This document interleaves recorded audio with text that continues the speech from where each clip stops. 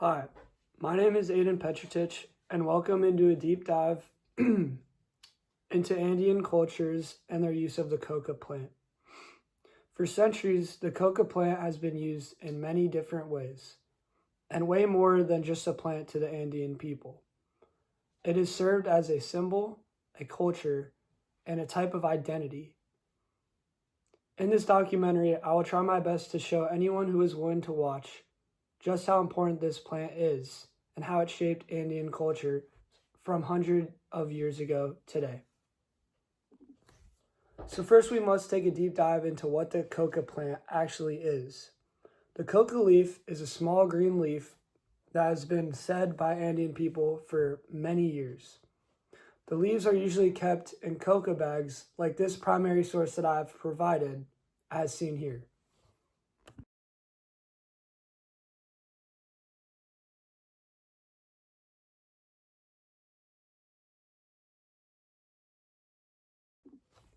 These bags are usually beautifully woven in many distinct and colorful patterns.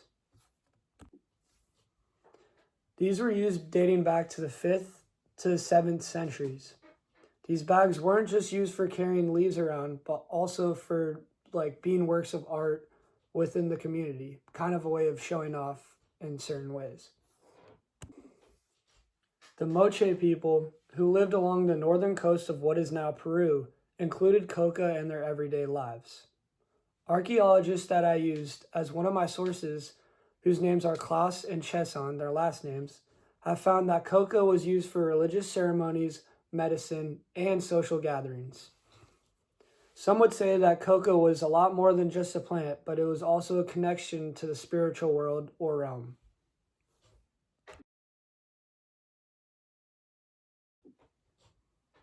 Although the Moche people used this plant, it wasn't just trademarked to them.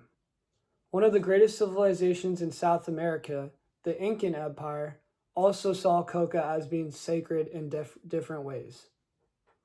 Garcilaso de la Vega, an Incan historian who I researched about in one of my other sources, wrote about how Incans used coca in their ritual to honor gods.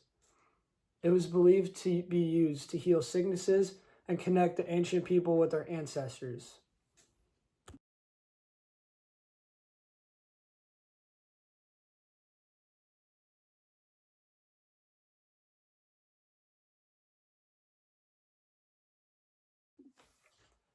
In rural communities, people chewed on the coca leaves to relieve themselves from hunger, fight altitude problems since the altitude was very high, and to stay awake.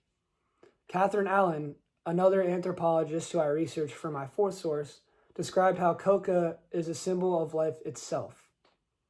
She said that in Andean culture, sharing coca leaves is a way of building relationships and showing respect, which is pretty interesting.